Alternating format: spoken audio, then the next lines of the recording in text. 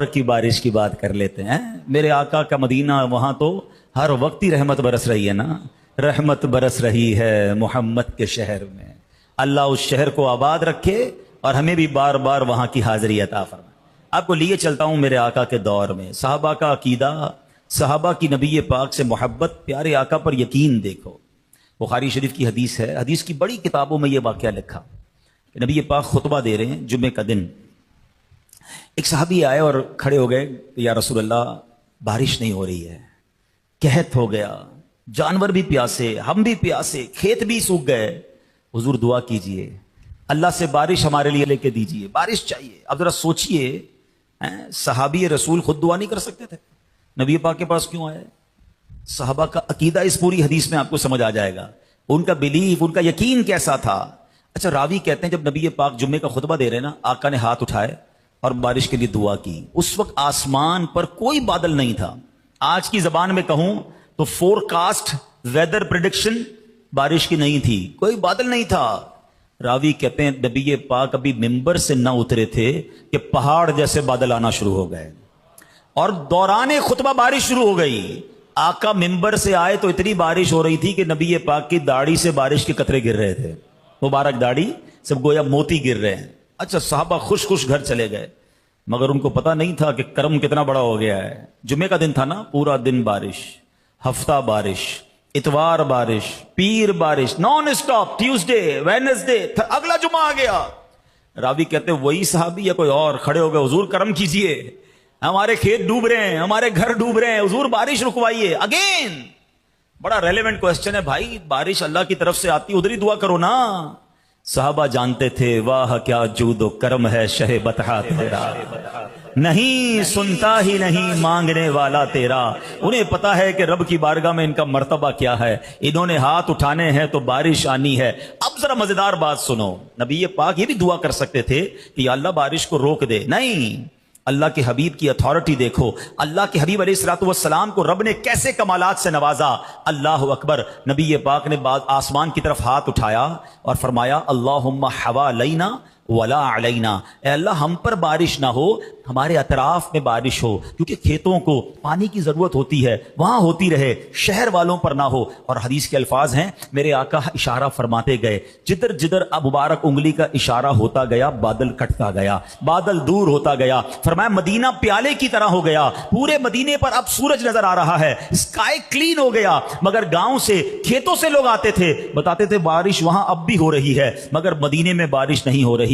अल्लाह अकबर। जरा गौर कीजिए, दुनिया में लोग कहते हैं जनाब वजीर आजम बड़ा पावरफुल होता है, पूरे मुल्क पर कंट्रोल होता है, वजीर आला बड़ा पावरफुल होता है, पूरे सूबे पे कंट्रोल होता है। नहीं जनाब, दुनिया के कुछ सदर ऐसे हैं जिनका आधी दुनिया पे कंट्रोल है। अरे दुनिया का मोस्ट पावरफुल आदमी ले आओ, तुम जमीन पर उसका हुक्म चलना दिखा सकोगे? मैं तो उस नबी की बात कर रहा हूं जो इशारा करे तो बादल कट जाया करते हैं, जो इशारा करे तो बारिश बरस जाया करती है। और सुभान अल्लाह, मेरे नबी मौजज़ा दिखाएं, मेरे रजा का कलम कैसे खामोश रह सकता है। बरेली के ताजदार। अच्छा, आला हजरत का कमाल यह है, शान मुस्तफा भी बयान करते हैं, सरकार की मदह सराई भी करते हैं, साथ अपनी एप्लीकेशन भी लगा देते हैं, साथ अपनी इल्तिजा भी लगा देते हैं। कमाल है आला हजरत, क्या खूबसूरत शेर लिखा। आप कहते हैं आका, जिनको सूए आसमां फैला के जलथल कर दिए, या रसूल अल्लाह वो हाथ, आपके हाथ तो उठते हैं, आसमान से इतना पानी बरसा, हुजूर पूरे मदीने को आपने जलथल कर दिया।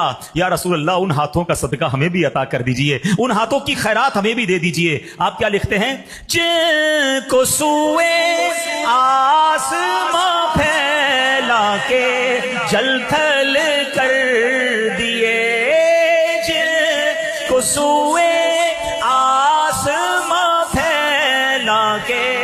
जलथल भर दिए, सदका उन हाथों का प्यारे, हमको भी दरकार है, सदका उन हाथों का प्यारे, हमको भी दरकार।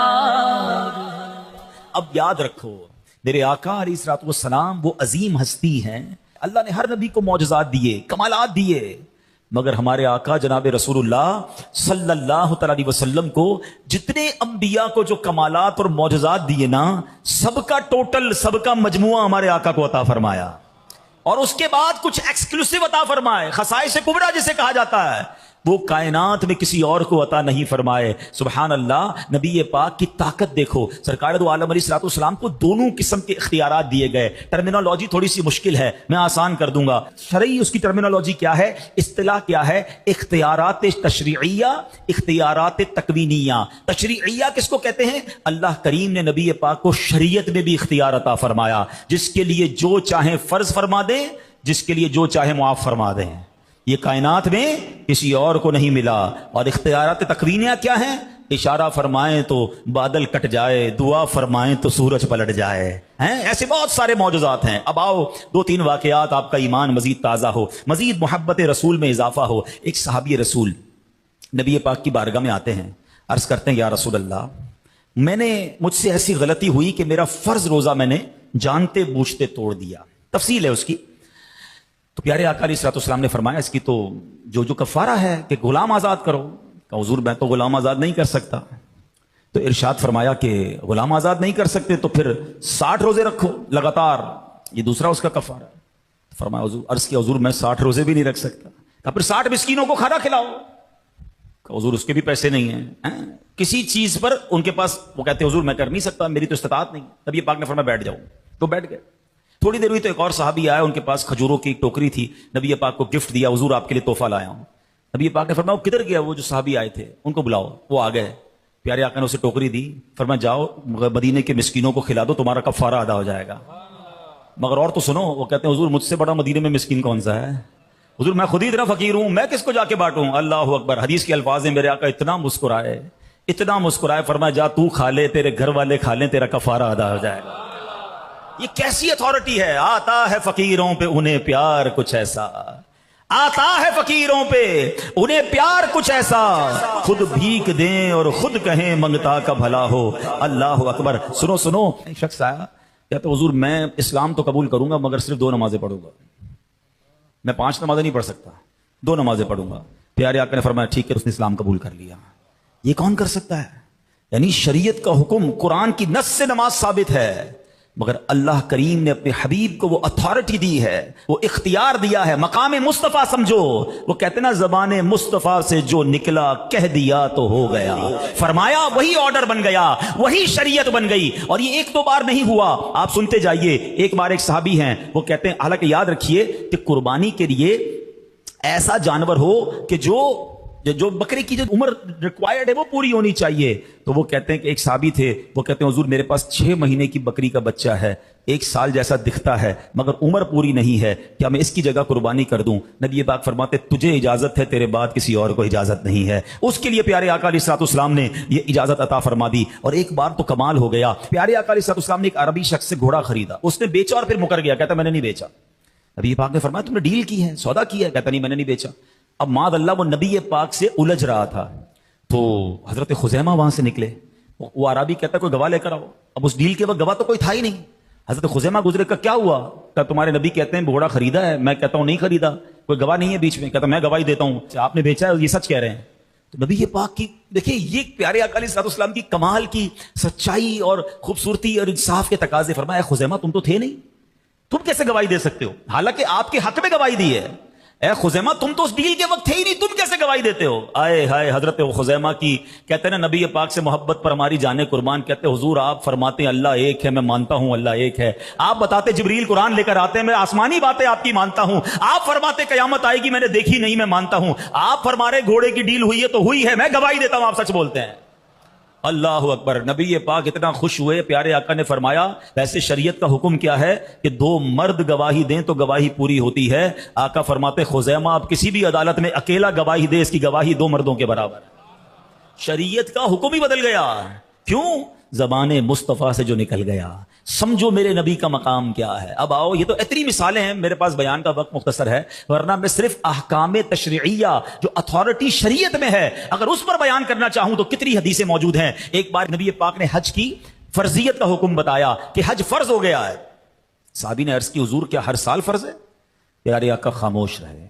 دوبارہ سوال کیا حضور کیا ہر سال فرض ہے؟ نبی پاک خاموش رہے. جب تیسری بار انہوں نے سوال کیا نا، سنو نبی پاک نے کیا فرمایا. پیارے آقا فرماتے ہیں نہیں، زندگی میں 1 بار ہے، لیکن میں اگر ہاں کہہ دیتا تو ہر سال حج فرض ہو جاتا. علماء نے اس حدیث کی ڈیٹیل میں شرح میں 2 باتیں بیان کی. ایک تو یہ کہ زیادہ سوال نہیں کرنے چاہیے. کچھ لوگوں کی بڑی عادت ہوتی ہے یہ بھی بتائیں حضرت، یہ بھی بتائیں، اور قریدتے رہیں گے نا. اچھا جو مسئلہ پیش نہیں آیا وہ بھی سوال کر رہے ہوں گے. کبھی زندگی میں پیش نہیں آیا پھر بھی پہلیاں بنا بنا کے سوال کر رہے ہوں گے. نماز آتی نہیں، وضو آتا نہیں، غسل آتا نہیں، پہلیاں بوجھنی ہیں. نبی پاک علیہ الصلوۃ والسلام کی شان یہ ہے، اس حدیث سے یہ پتہ چلا، نو کوسچنز، زیادہ نہیں. آپ کو یاد ہوگا، آپ جنہوں نے سورہ بقرہ پڑھی ہے، اس کی تفسیر پڑھی ہے، وہ گائے کا سوال ہی کرتے رہے نا کہ اے موسیٰ اللہ سے پوچھ کے بتاؤ گائے کیسی ہوگی. سوال پوچھتے گئے، سرچ نیرو ہوتی گئی، پھر دنیا میں ایک ہی گائے بچی، اور وہ کتنے کی لینی پڑی؟ سونے کے وزن کے مطابق گائے خریدی تھی. واقعہ لمبا ہے ورنہ میں آپ کو سناتا، نہیں پڑھا تو تفسیر میں ضرور پڑھیے گا، صراط الجنان میں امیزنگ واقعہ ہے سورہ بقرہ کا. تو بہرحال زیادہ سوال نہیں، شریعت کا حکم پتہ چل جائے لبیک. وہ تسی پنجابی بڑی اچھی گل کندے ہو، اسی منن والے ہیں، سوچن والے نہیں ہیں. تو منن والے بنو اور عمل کر لیا کرو. دوسری بات اس حدیث سے سیکھنے کو کیا ملی؟ اتھارٹی دیکھیں. نبی پاک فرما رہے ہیں اگر میں ہاں کہہ دیتا تو ہر سال حج فرض ہو جاتا. یہ کون کہہ سکتا ہے؟ یعنی میرا ہاں جو ہے وہ فرض، حج کو ہر سال فرض کر دیتا. اس قدر اللہ نے مقام عطا فرمایا. اور یہ زبان مبارک کی طاقت دیکھو. ایسے ہی نہیں بریلی کے تاجدار لکھتے ہیں. کیسی زبان ہے؟ وہ زبان جس کو سب کن کی کنجی کہے، اس کی نافذ حکومت پہ لاکھوں سلام، اس کی نافذ حکومت پہ لاکھوں سلام. یہ تو چند باتیں ہو گئیں نبی پاک کے شریعت کے معاملات میں جو اختیار تھا. اب آؤ اس کائنات پر اختیار کیسا ہے. لوگ کہتے ہیں فلاں بندہ پاورفل، فلاں بندہ پاورفل. ارے میں بتاتا ہوں طاقت کہتے کس کو ہیں، اتھارٹی کہتے کس کو ہیں. مکے کے لوگ آئے، کہتے ہیں اللہ کے سچے نبی ہو تو چاند کو 2 ٹکڑے کر کے بتاؤ. نبی پاک تو زمین پہ کھڑے ہو کے اشارہ کریں تو چاند 2 ٹکڑے ہو جاتا ہے. اچھا چاند 2 ٹکڑے ہو گیا. ایک اور لاجیکلی بات ہے، کسی بھی چیز کو توڑنا ہے نا، اس کے بعد جوڑا نہیں جا سکتا. ویسے ہی توڑ دیا تو جوڑنا بہت مشکل ہے. وہ اس کی خوبصورتی خراب ہو جائے گی، اس کی سائز خراب ہو جائے گی، اس کی حیت خراب ہو جائے گی. وہ کہتے ہیں اچھا ٹھیک ہے توڑ تو دیا، اب جوڑ کے بتائیں. نبی پاک نے پھر اشارہ فرمایا اور وہ چاند جڑ گیا، اور ایسا جڑا کہ آج بھی دنیا کو چاندنی لٹا رہا ہے. وہ پنجابی شاعر کہتے ہیں نا، کر کے اشارہ سونا سورج نو موڑ دا، آپے چن توڑ دا تے آپے چن جوڑ دا، آپے چن توڑ دا تے آپے چن جوڑ دا، بگڑی بناوے میرے نبی دا اشارہ، قسم خدا دی مینو سب نالوں پیارا. یہ میرے آقا کی شان ہے. اور اتھارٹی. اللہ اکبر. کہتے نہیں جناب چاند کی بات نہ کریں، اب تو سائنسدان مریخ تک اور سورج کے مدار میں جانے کی بات کر رہے ہیں. چلو پہنچ جاؤ، سورج تک پہنچ جاؤ. میرے آقا نے 1450 سال پہلے مقام صحبہ میں مولا علی کی گود میں آرام فرما رہے ہیں. عصر کا وقت جا رہا ہے. مولا علی کا فیصلہ بڑا کمال کا تھا. مولا علی کا علم پتہ ہے، نبی پاک فرماتے میں علم کا شہر ہوں، علی اس کا دروازہ ہے. اتنے بڑے مفتی، اتنے بڑے عالم، اور سب سے بڑا فرض کون سا ہے بھائی؟ نماز ہے نا. مگر مولا علی نے کتنا بڑا امتحان تھا ان کا. نبی پاک ان کی گود میں آرام فرما رہے. پیارے آقا نے اثر ادا کر لی تھی. اب سورج غروب ہو رہا ہے، اور مولا علی جیسی شخصیت جن کو ہم سے زیادہ پتا ہے نماز کتنی بڑے فرض ہے، مغرب کا وقت ہو گیا. نبی پاک کی جب مبارک آنکھیں کھلی نا تو پیارے آقا علیہ الصلوۃ والسلام نے دیکھا حضرت علی بڑے بڑے افسردہ ہیں. ارشاد ہوا اے علی غمزدہ کیوں ہو؟ عرض کیا حضور جب سے علی ایمان لایا ہے کوئی نماز قضا نہیں ہوئی ہے. اچھا یہاں بھی سمجھیے گا میری بات. ہاں اے علی کے چاہنے والو، اہل بیت کے غلام، پنجتن کے غلام بیٹھے ہو نا، بڑی اچھی بات ہے. مولا علی سے محبت ہمارے ایمان کے لیے ضروری ہے. مولا علی کا جملہ یاد رکھنا، حضور جب سے ایمان لایا ہوں نماز نہیں گئی. ہم میں سے کتنوں کی نمازیں قضا ہو رہی ہیں اس کا خیال نہیں ہے. مگر دیکھو نبی پاک نے کیا کمال دکھایا. میرے آقا کی شان دیکھو. دنیا نے آج تک یہ تو دیکھا تھا کہ عصر کے بعد مغرب کا وقت ہی ہوتا ہے اور مغرب کے بعد عشاء کا وقت ہوتا ہے. مگر نبی پاک نے ہاتھ اٹھائے، اللہ کی بارگاہ میں دعا کی، اے رب کریم علی تیری اور تیرے نبی کی فرما برداری میں مصروف تھا، سورج کو واپس لوٹا دے. مغرب کے بعد عشاء نہیں، مغرب کے بعد پھر عصر ہوتی ہے. مولا علی نماز ادا کر لیتے ہیں. کتنی بڑی شان ہے میرے آقا کی. اور نبی پاک کا اتھارٹی دیکھیں اس کائنات پر کہ سورج کبھی اپنی رفتار کو نہیں چینج کرتا. ہمیں پتا ہے 6:12 پہ مغرب ہے تو مغرب ہوگی, اس کی رفتار سب کو معلوم ہے, روزانہ ہمیں نمازوں کے ٹائمنگ اس کے معلوم ہے. مگر میرے آقا کی دعا نے اس پورے ٹائم ٹیبل کو چینج کر دیا. مغرب کے بعد پھر عصر کا وقت ہوتا ہے. اللہ اکبر, یہ کمال ہے جناب رسول اللہ صلی اللہ تعالی علیہ وسلم کا. جہاں یہ نبی پاک کی شان پتا چلی, وہاں مولا علی کا ڈیسیشن تو دیکھو. ہاں, یہ ایک الگ کہانی ہے, اس کو سمجھانا چاہ رہا ہوں میں. یہ مولا علی کا یہ فیصلہ کیا تھا. نماز اللہ کی بارگاہ میں فرض ہے, مگر رسول پاک کے آرام میں خلل نہیں آنے دیا. ایسا ہی ایک فیصلہ حضرت ابوبکر صدیق نے بھی کیا تھا. چلتے ہیں غار ثور میں. ہاں, خدا کی قسم, حضرت ابوبکر کی جو وہ نیکی ہے نا, حضرت عمر سے پوچھو. ہاں, حضرت عمر سے پوچھو, وہ کہتے ہیں میری ساری زندگی کی نیکیاں ایک طرف, ابو بکر کی غار ثور والی نیکی ایک طرف. جو انہوں نے نبی پاک کے ساتھ وقت گزارا نا, وہ ان کی زندگی کی معراج تھی. اور پتہ ہے ان کو یہ سعادت کیوں ملی؟ بہت ساری وجوہات ہوں گی, مگر ان سے پوچھا گیا تھا کہ آپ کی زندگی کی سب سے بڑی 3 خواہشات کون سی ہیں. اگر میں آپ سے پوچھوں آپ کی زندگی کی سب سے بڑی خواہشات کون سی ہیں, تو کوئی کہے گا یار ایک اچھی سی گاڑی مل جائے, فلاں ملک کا ویزا مل جائے, کسی کو کچھ چاہیے, کسی کو کچھ چاہیے. پوچھو صدیق اکبر سے آپ کو کیا چاہیے. سنو ان کی 3 خواہشیں کیا ہیں. اللہ صدیق اکبر کے صدقے نبی پاک سے سچا عشق عطا فرما دے. آپ کی خواہشیں تو دیکھو یار. وہ کہتے ہیں میری خواہش یہ ہے النظر الیک وانفاق مالی علیک والجلوس بین یدیک.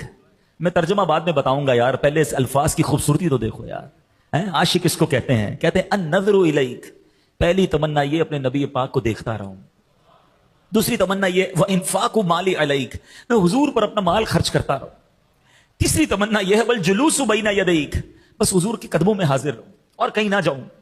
یعنی سب کچھ نبی پاک تھے ان کے لیے. اور تینوں خواہشیں اللہ نے کیسی پوری کی. کہتے ہیں حضرت ابوبکر صدیق ساری زندگی تو دیکھتے رہے, مگر جو 3 دن اور 3 راتیں غار ثور میں دیدار کیا نا, وہ دنیا میں کسی اور نے نہیں کیا. بتاؤ نا, کسی کی گود میں کوئی آرام کرے. اب نبی پاک جب صدیق اکبر کی گود میں ہوں گے تو کیسے رخسار دیکھے ہوں گے, کیسی داڑھی دیکھی ہوگی, کیسی پیشانی مبارک دیکھی ہوگی. ارے 3 دن اور 3 رات دنیا میں کوئی اور دیدار نہیں کر رہا تھا, صدیق اکبر نبی پاک کا دیدار کر رہے تھے. دوسری خواہش کیا تھی؟ وانفاق مالی علیک, اللہ کے نبی پر مال خرچ کرتا رہوں. آپ کو پتہ ہے نبی پاک صدیق اکبر سے کتنی محبت فرماتے تھے. پیارے آقا صدیق اکبر کا مال ایسے خرچ کرتے تھے جیسے اپنا مال خرچ کرتے ہیں. خود فرماتے ہیں اور لوگوں نے مجھ پر جو احسان کیا ان کا بدلہ میں نے چکا دیا, مگر صدیق اکبر نے جو مجھ پر خرچ کیا ہے, جو اس نے مجھ پر خرچ کیا, اس کا بدلہ قیامت کے دن رب سے لے کر دوں گا. یہ شان ہے. دوسری خواہش غزوہ تبوک میں یاد ہے نا, میں ہلکا سا اشارہ کر کے جا رہا ہوں, میرا وقت چونکہ ختم ہو رہا ہے, کہ پورا مال اللہ کی راہ میں دیا تھا. اور تیسری خواہش کیا تھی؟ والجلوس بین یدیک, آقا کی بارگاہ میں رہوں. ساری زندگی تو رہے, آج سنہری جالیوں کے پیچھے بھی ہیں, آج بھی اپنے آقا کے ساتھ ہیں. صدیق اکبر غار ثور میں ہیں, نبی پاک آرام کر رہے ہیں, سانپ نے کاٹ لیا. سوچو محبت کہتے کس کو ہیں.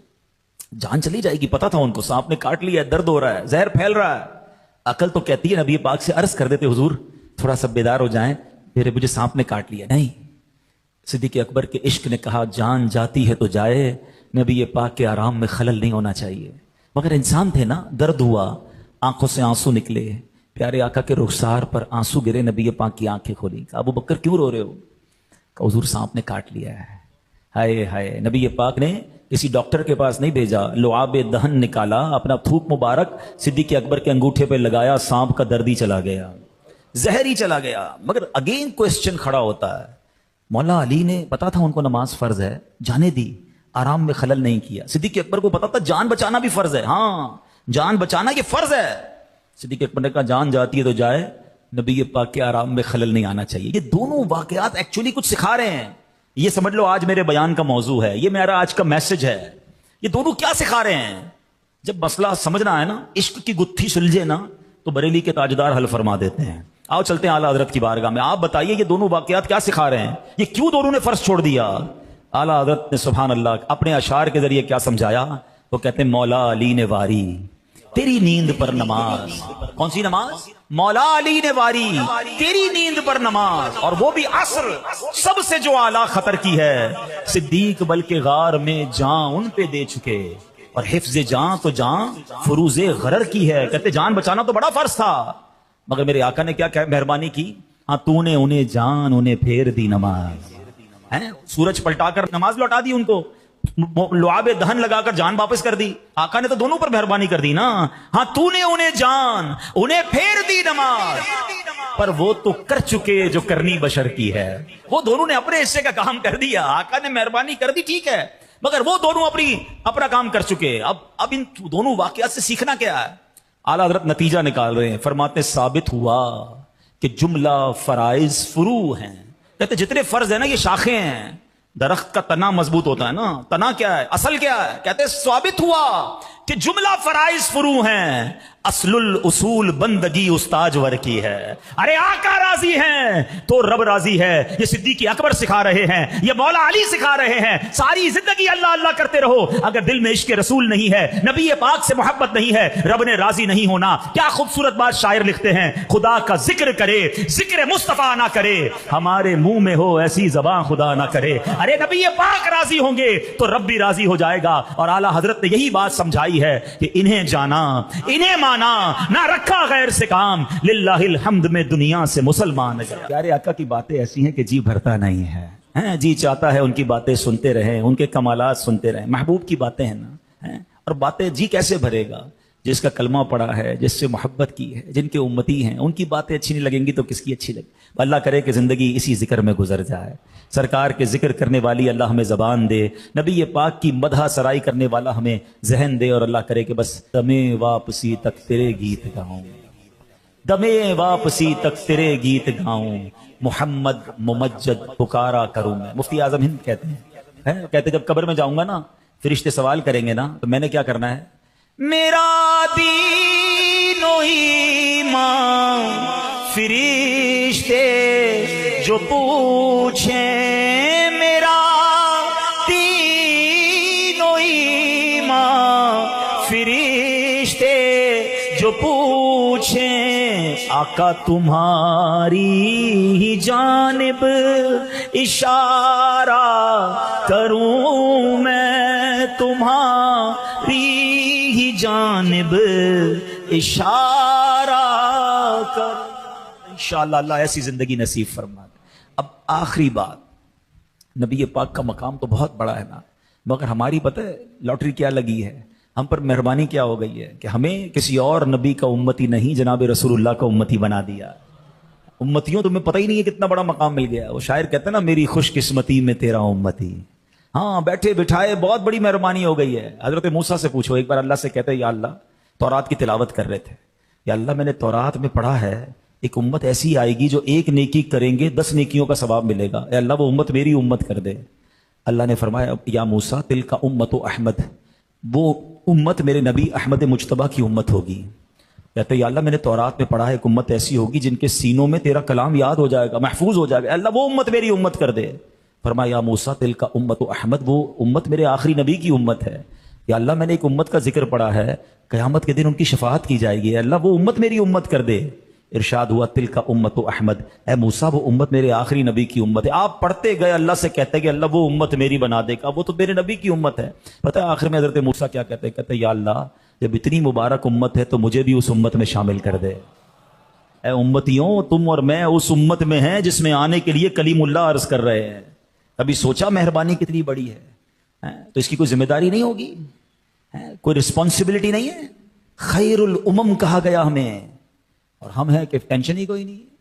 آپ کو پتا ہے ہم جو آخر میں آئے ہیں، سب سے آخری امت ہے نا، علماء نے اس کی بھی ڈیٹیل بیان کی، اس کی وجوہات بڑی پیاری لکھی کتابوں میں. فرمایا آخری امت بنانے کا ایک مقصد یہ بھی ہے کہ آپ اور میں بنی اسرائیل کی غلطیاں پڑھتے ہیں نا قرآن میں، کیا کیا غلط کام کیے تو عذاب آیا، کبھی مینڈکوں کا عذاب، کبھی خون کا عذاب، کبھی زلزلہ، کبھی آندھی، قوم عاد پر ہوا.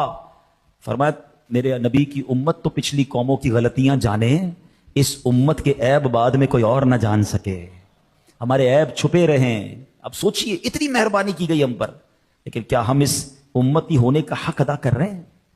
قرآن پتہ ہے کیا کہتا ہے ہمارے بارے میں؟ کنتم خیر امت، تم بہترین امت ہو، اخرجت للناس تأمرون بالمعروف وتنہون عن المنکر، تم لوگوں کے پاس جاتے ہو، نیکی کی دعوت دیتے ہو، برائی سے منع کرتے ہو، اس لیے بہترین امت ہو. ہاں بھائی کرتے ہیں یہ کام. اللہ فرما رہا ہے تم بہترین امت ہو، مگر ہم میں تو معاذ اللہ نیکی کی دعوت دینا دور کی بات، ادھر تو کچھ لوگ گناہ کی دعوت دے رہے ہوتے ہیں. چیٹنگ کے طریقے بتا رہے ہوتے ہیں, بے حیائی کے طریقے بتا رہے ہوتے ہیں, خود سوشل میڈیا پہ کوئی غلط چیز دیکھیں گے پھر شیئر بھی کریں گے, تم بھی دیکھو, میں نے دیکھا تم دیکھو. توبہ توبہ توبہ, یہ امتی اور نبی پاک کے امتی کا کام ہے. نہ کرو ایسا. ہم نے کہیں نہ کہیں تو جواب دینا ہے نا. رسول اللہ ناراض ہو گئے تو مارے جائیں گے. یہ جو دعوت اسلامی والے بار بار آپ کو کہتے ہیں نا مدنی قافلے میں چلیں, اجتماع میں چلیں, سچی بات یہ ہمارے لیے آسانی کر رہے ہیں. یہ کام تو قرآن نے دیا تھا. بہترین امت ہونے کا حق یہ تھا کہ اب لوگوں کو نیکی کی دعوت دیتے. یہ جو آپ کو کہتے ہیں نا مدنی قافلے میں آیا کرو, کبھی کبھی چلے جایا کرو ان کے ساتھ. 3 دن جا کر کرتے کیا ہے؟ جا کے لوگوں کو نماز کے لیے بلاتے ہیں, سنتیں بلاتے ہیں. یہی تو قرآن کہہ رہا ہے, اخرجت للناس تأمرون بالمعروف, لوگوں کو اچھی باتوں کی حکم دو, برائی سے منع کرو. ہم اکیلے کیسے کرتے؟ یہ مدنی قافلوں کی وجہ سے آسان ہو گیا, یہ اجتماع کی وجہ سے آسان ہو گیا کہ چلو یار میں بھی جا کے کسی کو تھوڑی سی, میں بھی نماز کی دعوت دے دوں گا, میں بھی سنت کی دعوت دے دوں گا. اور عشق والی بات بتاؤں, سوچو جو بندہ 3 دن 12 دن 30 دن مدنی قافلے میں جاتا ہے نا, گنبد خضرا کے مکین بھی تو دیکھیں گے نا کہ امتی میرا ہے, اپنا گھر چھوڑ کر, اپنا کاروبار چھوڑ کر پیسے کمانے نہیں گیا ہے, میرے ہی کسی امتی کو نماز سکھا رہا ہے, میرے ہی کسی امتی کو سنت کی طرف بلا رہا ہے, اس کو نیکی کی دعوت دے رہا ہے. اللہ اکبر. پھر سوچو کیسی مہربانیاں ہوں گی, کیسی نگاہ کرم ہوگی. تو دعوت اسلامی والوں کا ساتھ دیں, اور خیر الامم ہیں آپ اور میں, ہمیں اس کا احساس رکھنا ہے. ایسی زندگی گزارو, اپنی زندگی کا آج ایک ٹارگٹ بنا لو, میں ایسا بن جاؤں کہ مجھے دیکھ کر کوئی کہے امتی ایسا ہے تو اس کے آقا کیسے ہوں گے, امتی کے اخلاق کیسے ہیں, اس کے نبی کے اخلاق کیسے ہوں گے, امتی اتنا ایماندار ہے, اس کے نبی کیسے امین اور صادق ہوں گے, اتنا سچا, اس کے آقا کیسے ہوں گے. ایسا ہونا چاہیے نا. انفارچونیٹلی الٹا ہو رہا ہے. مسلمانوں کو دیکھ کر لوگ اسلام کو گالیاں دے رہے ہیں, برا بھلا کہتے ہیں, نہیں بھائی ان سے کاروبار نہ کرو, سچ تو بولتا ہی نہیں ہے, پیسے تو دیتا ہی نہیں ہے, وعدہ تو پورا کرتا ہی نہیں ہے. سچ بتاؤ یہ میں کیا کر رہا ہوں یار, جس نبی کا امتی ہوں اس کی تو یہ تعلیمات رہی ہیں. دنیا میں ہمیں ایسی قوم بننا ہے کہ لوگ دنیا میں کہیں یار اگر کام کرنا ہے تو مسلمانوں کے ساتھ کرو, یہ جو کہتے ہیں وہ سچ ہوتا ہے. تو پلیز یہ پیغام لے کے جاؤ کہ میں اس نبی کا اللہ نے مجھے امتی بنایا جس کا امتی بننا بہت بڑا شرف ہے. جب امتی بنایا ہے نا تو میں بن کے دکھاؤں گا, میں نبی پاک کی امت میں نیکی پھیلانے کا باعث بنوں گا. اور الحمدللہ آج کے دور میں آپ کے پاس بڑا اچھا موقع ہے.